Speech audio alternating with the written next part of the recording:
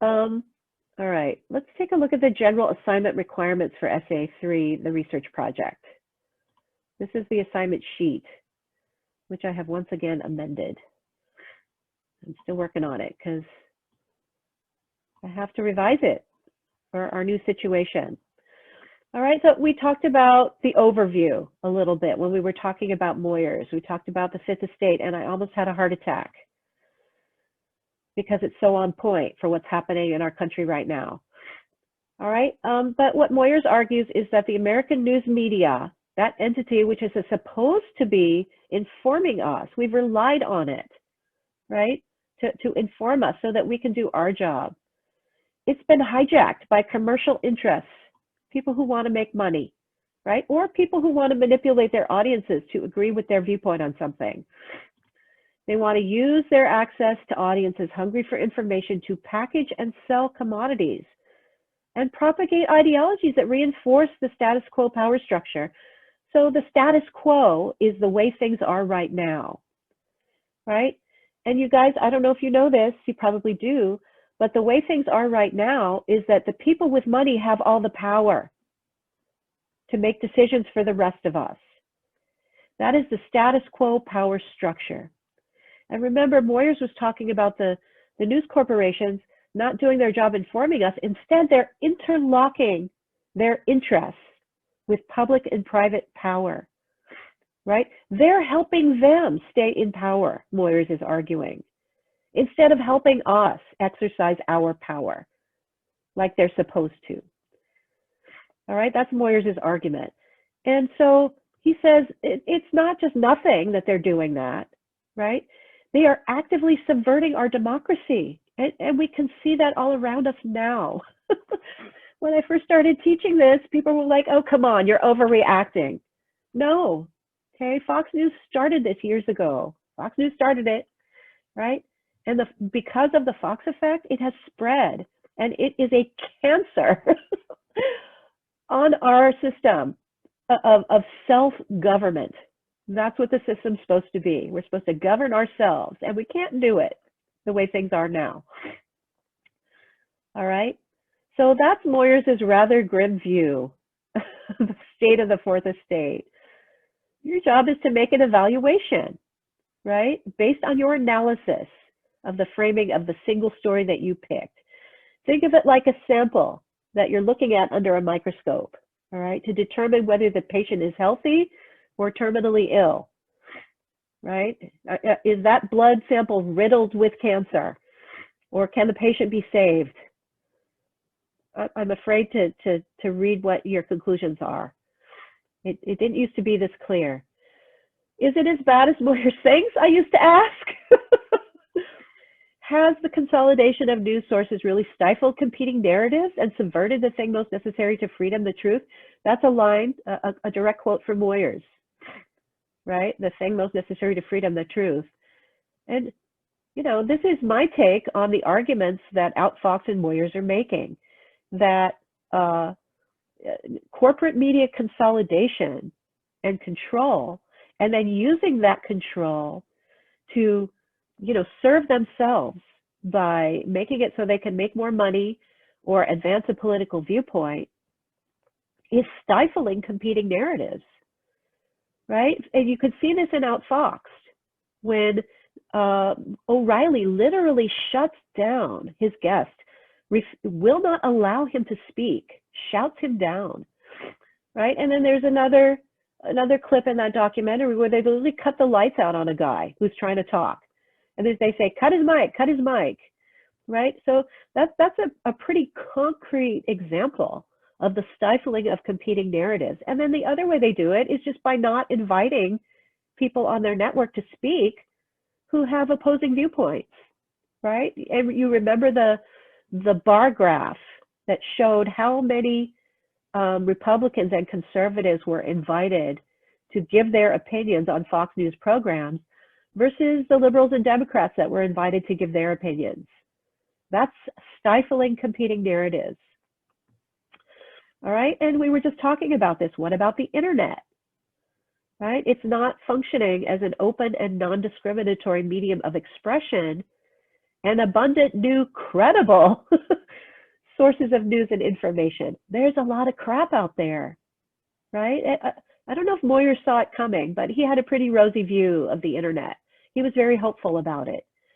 And right now, you guys, it's like a double-edged sword. The internet is great for allowing people to hook up with each other and become part of mass movements, okay? The Women's March, right? They organized on Facebook. They organized, you know, via Twitter and Instagram. So it works for social justice movements, things that I think are good, but it also works for mis and disinformation, all right? And there's a lot of it out there. There's a proliferation of it, a lot of it out there that's led to fragmentation, right? There's little pieces all over the place, and it's really hard to keep track of it all as a consumer of news and information, or people who should be consumers of information. We said before, when stuff gets too confusing, people just quit. They disengage. All right, and it's also led to increased polarization in public discourse.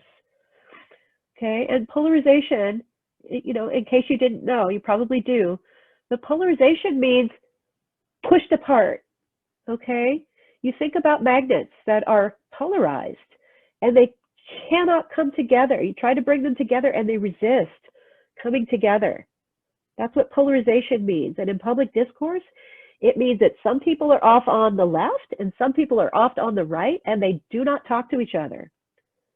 Okay, they cannot agree on what's true. And that's a real problem. And we can see it right now in the way that the outgoing current president of the United States is claiming falsely that the Democrats are trying to steal the election from him. He has a big platform to say that stuff. And it is not true. It is false. But people are going to believe it, you guys. And that is scary because they will believe it and they will do things as a result. I gave you guys a little video clip at the beginning of the semester about Pizzagate. Excuse me, I have to plug my computer in.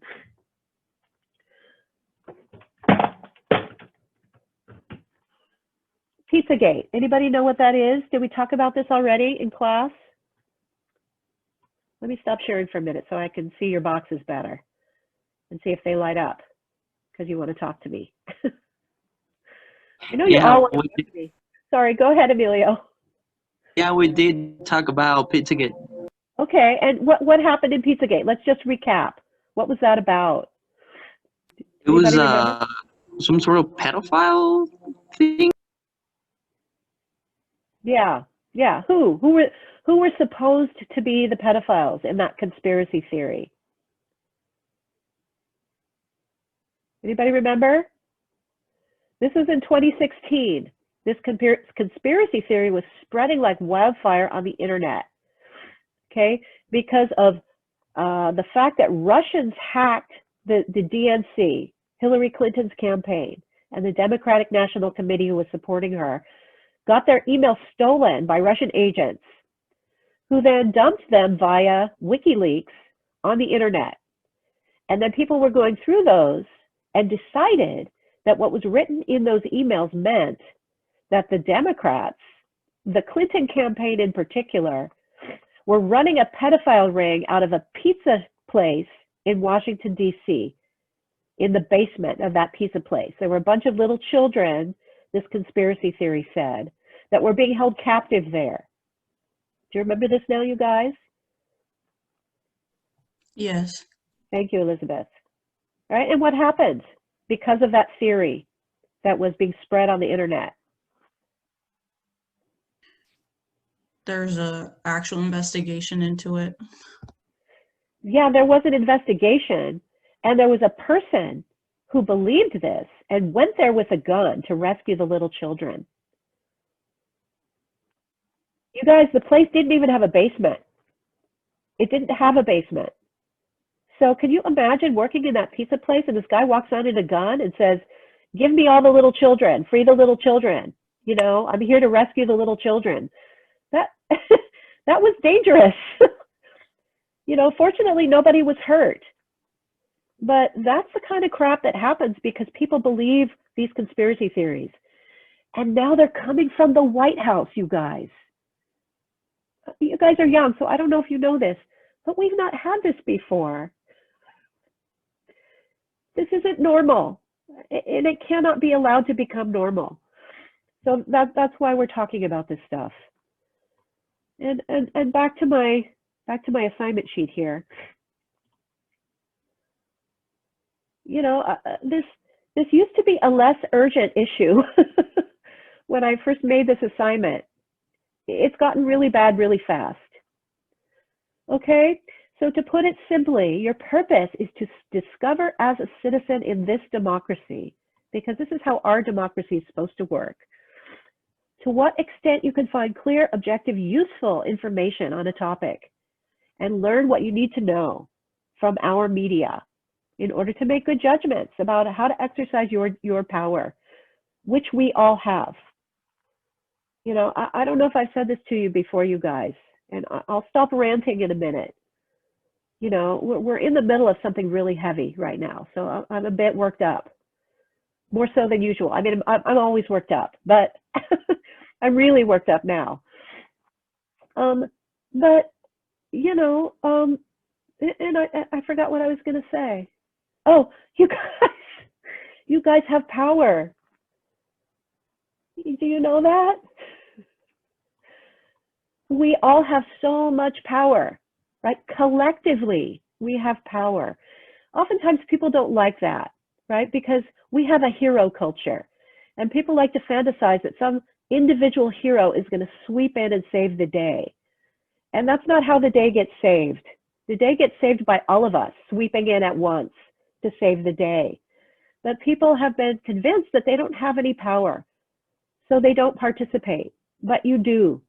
And the way you can know you have power is because of how they're trying so hard, they're working so hard to convince you that you don't, right? To suppress the vote, right? To confuse you about what's true. If they didn't think you had power, they wouldn't care whether you knew what was true. Okay? So I hope you believe me. And then I hope you believe that you have power and then you use it. All right, but anyway, so that's this assignment. 8 to 10 pages, research paper in the end. We're going to be working on this on the most of the rest of the semester. Okay, this final draft of this thing isn't due till near the end of the semester. All right, so once you're done with your research, you're going to synthesize that information and form a thesis about what it all means, the overall significance of the conclusions that you draw from your analyses about the state of American news media today, right? And your thesis should be a key insight or an argument, all right, about the problem, all right? Not about your topic, not about coronavirus, right, or Black Lives Matter, but about the problem of news and information. You can make an argument about that. What should be done about this problem? Okay, or some key insight, right? What is your overall analysis? So you can stick with analysis for this assignment, or you can make this assignment an argument if you prefer about the problem of the lack, which you might find that there's a lack of clear, objective, useful information on an important topic. And you can make an argument about what the best solution is to that problem. Does that make sense, you guys, so far, regarding the thesis? Okay, we'll talk about this some more, but we haven't gone through this whole assignment yet. We've just been focusing on parts of it. So thank you, Steve, for your response. I want to make sure that you guys understand it. All right, and then the final source requirement, and this is a minimum, you guys. You're probably going to want to use more than 10. All right, but at minimum, you need to cite Moyers and Outfoxed in your paper because they present the problem that you're analyzing. And you don't have to cite them extensively. you know, maybe you'll cite them in your introduction where you're explaining the problem or something. And then you're going to make reference to all 5 of the news reports that you found on your story. And you do not need to refer to them equally, but you need to at least mention all 5 of them in your analysis.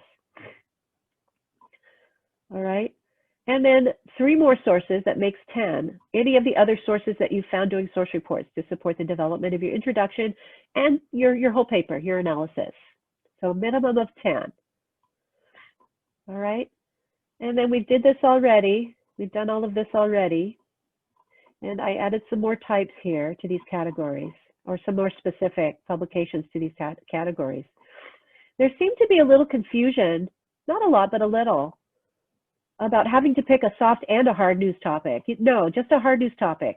I put this here to distinguish, to explain what the difference is between soft and hard news. But your topic should be hard news, and most of you it is. You don't need a soft news topic. You need a hard news one. All right, and then you're going to analyze the reports on the basis of the following criteria. Right now, I've just asked you to take notes on your reports, the reports that you found. And I'm going to put you into groups really shortly here and have you guys discuss, all right, what you found.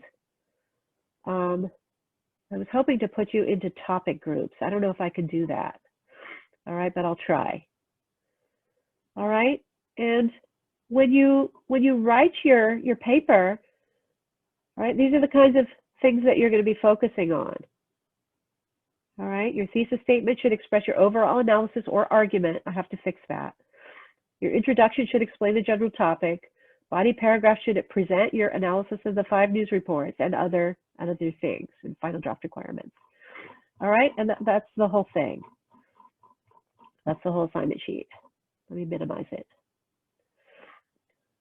All right, let me just preview this for you. We talked about source reports A through 10.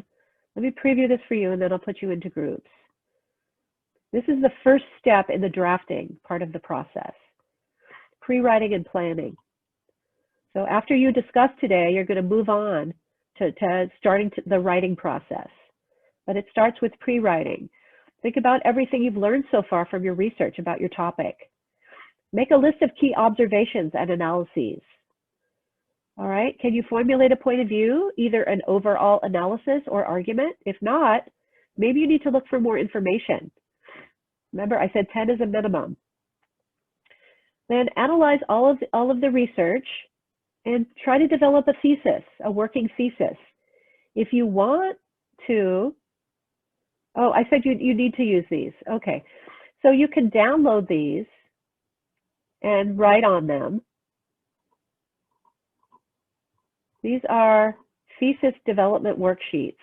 This one is for argument, how to develop a thesis if you're going to write an argument. And this one is for analysis, how to write a thesis for if your purpose is to analyze and evaluate. Okay, so that's those. All right, so you need to submit one of those, either or, to this assignment. And then if you're writing an argument, this is a video that I made last semester to help students some of whom were still writing a separate research paper. But in this class, I got rid of it. So what you need to do if you're going to watch this, if you want to make an argument and you feel like you need to review the elements of argument, I talk about those in here. And just ignore the parts that seem to be referring to stuff that doesn't make sense, that doesn't go with your assignment. Okay, but in here I talk about developing a thesis for an argument. I talk about developing an introduction for an argument. I talk about opposing viewpoints, the importance of including those in your argument. For your argument to be effective, you've got to present and answer opposing viewpoints. As we discussed when we were talking about Essay 1, right, when you were analyzing other people's arguments, a lot of whom ignored opposing viewpoints. And many of you said that was a weakness in the argument. So keep that in mind when you're writing your own arguments. And I talk about some other things, the rhetorical appeals, ethos, pathos, and logos in this video. All right, and then brainstorm the main points and supporting details for your position. So you're submitting all of the stuff that's in blue to this Canvas assignment. First, your thesis, right? First your list, then your thesis, then your another list of main points and supporting details, then an outline. And you can use this worksheet if you want to, but you don't have to. And then a paragraph of introduction. This is a planning feedback worksheet, which gives you some strategies for developing an introduction. And I've been talking to you guys all semester about the importance in your own writing of the introduction. And it seems like you guys have been ignoring me, a lot of you. All right. And it's been costing you on your grade. Your essays have been marked down because of poorly or insufficiently developed introductions. Your introduction has an important job to do in your own writing.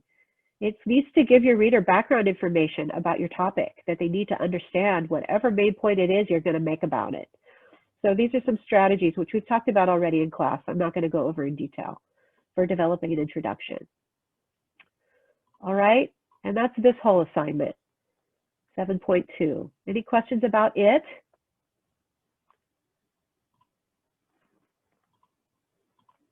I will take your non-response as a no. All righty, and move on. Okay, so that's what's coming up. That's what you need to do between now and when I see you again, those two things, source reports and pre-writing and planning.